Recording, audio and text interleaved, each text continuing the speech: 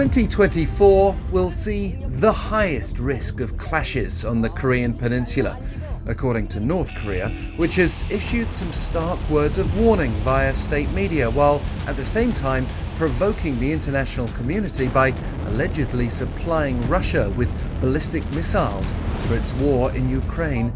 and further dampening any fading hopes for inter-Korean ties.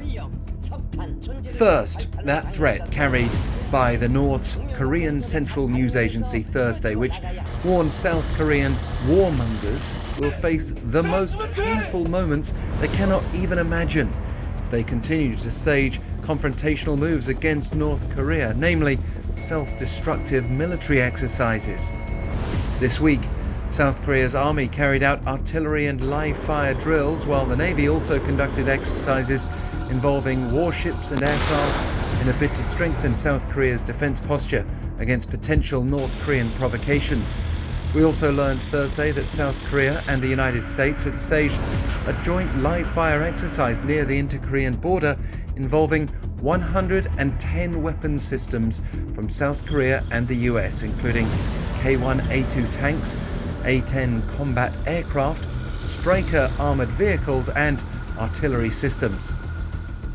And North Korea, which has been conducting its own winter military drills, cited the influence of invading forces such as the US and Japan when claiming that this year will witness the highest risk of clashes.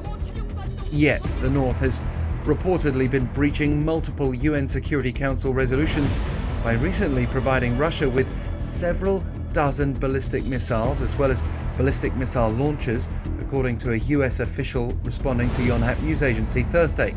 And not only is it a worrying indication if North Korean missiles are being used in anger in Ukraine, but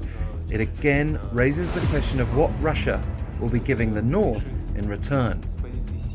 So, as North Korea grows ever bolder with the apparent support of Russia,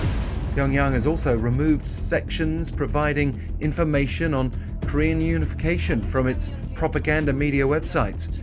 Though unification hopes were already faint, North Korean leader Kim Jong-un said just a few days ago that there was no point in seeking reconciliation and unification with South Korea, defining inter-Korean relations as those of two nations hostile to each other. And with North Korea also moving towards dismantling agencies in charge of inter-Korean relations,